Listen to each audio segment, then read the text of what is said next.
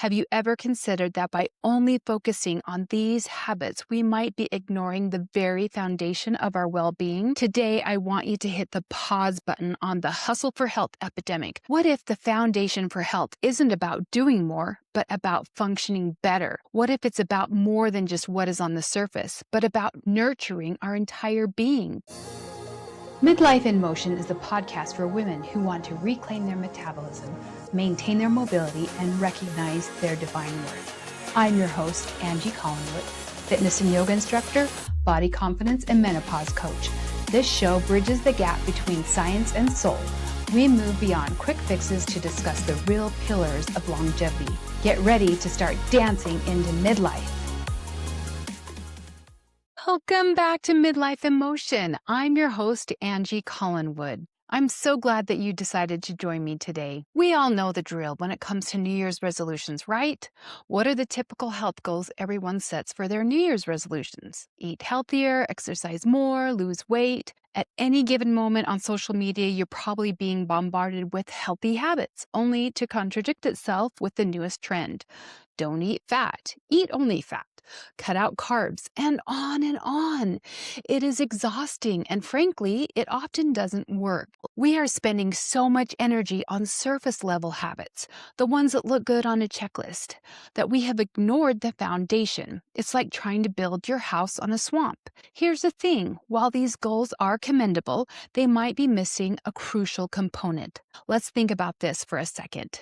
Have you ever considered that by only focusing on these habits, we might be ignoring the very foundation of our well-being? Today, I want you to hit the pause button on the hustle for health epidemic.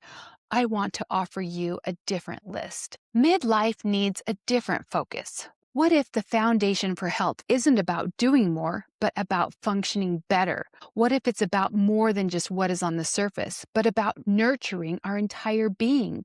Last week, our discussion was about understanding the science of the transition into menopause and how that knowledge can help us to have more compassion for ourselves during this transition. This week, we are focusing on the foundation for midlife vitality. These are the 5 tools that will give you that foundation. This is where we actually need to focus in midlife. They are sleeping, feeling, breathing, reframing, and healing. Now, these aren't about shrinking your waistline. They are about expanding your life and your vitality. They are biological building blocks for a woman in midlife who wants to be vibrant, mobile, and at peace for the next 40 plus years. This is the foundation of true self-care. As we go through each one, think about how they might already be present in your life and how you can enhance them. First, sleeping. This is the biological cleanup crew. I know, you've heard it before, but in midlife, sleep is not a luxury. It's your biological cleanup crew. When you are in deep sleep, your brain activates something called the lymphatic system. Think of it as a power washer for your brain cells. It flushes out neurotoxins and proteins like beta amyloid that lead to brain fog and dementia. Many of us fall into the trap of cutting sleep to accomplish more. But here's the kicker. Lack of sleep actually slows down brain processing. So instead of gaining extra hours, we're reducing our efficiency. If you are cutting sleep to get more done, you are essentially forcing your brain to work in a toxic environment. This actually slows your brain processing. As we explore this topic, think about your own sleep habits. There is also a metabolic cost. When you are sleep deprived, your body increases ghrelin, the hunger hormone, and at the same time decreases leptin, the fullness hormone.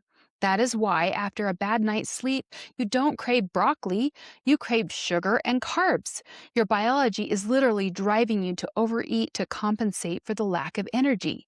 Furthermore, sleep is when we release human growth hormone. This is vital for repairing tissues, including muscle, bone, and cartilage.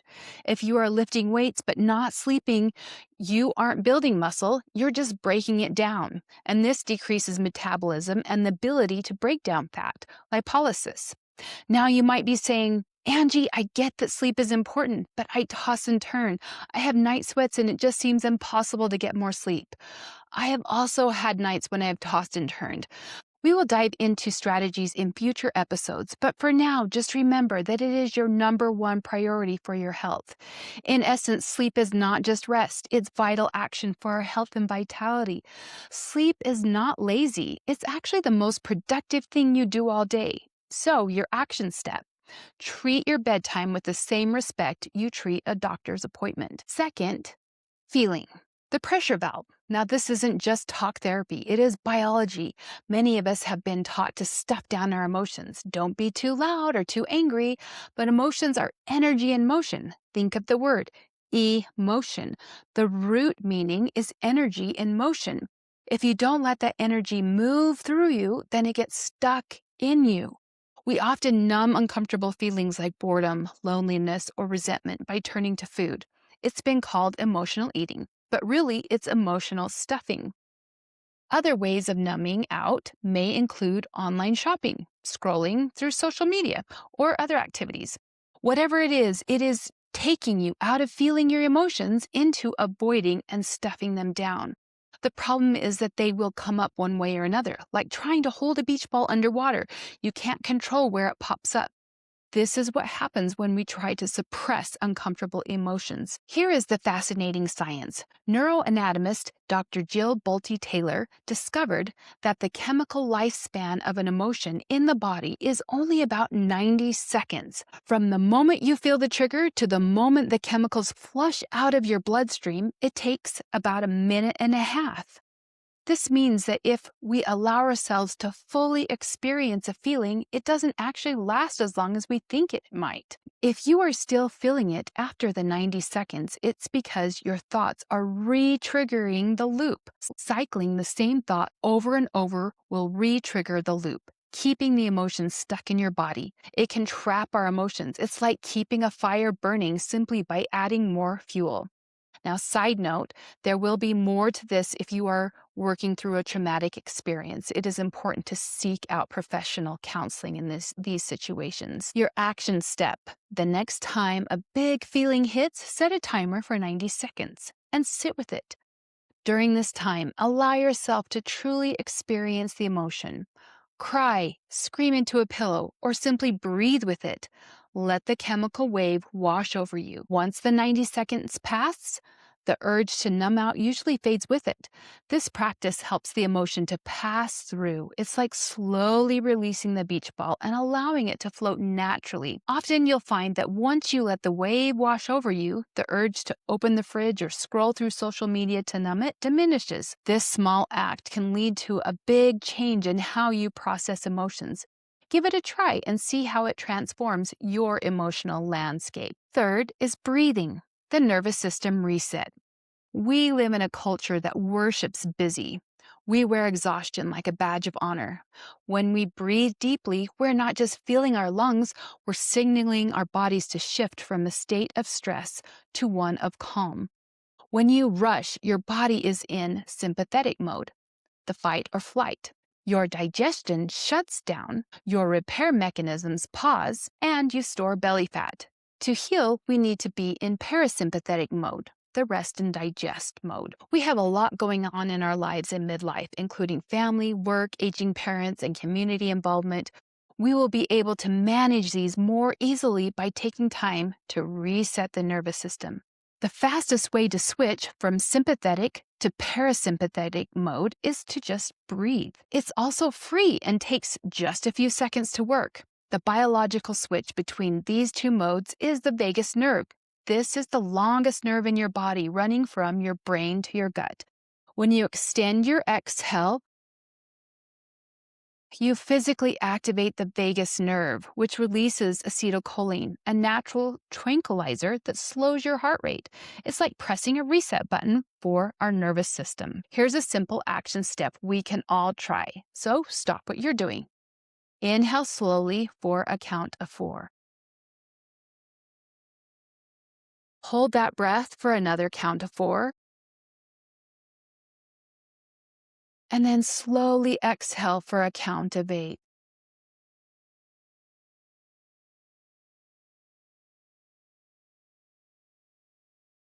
Why the long exhale?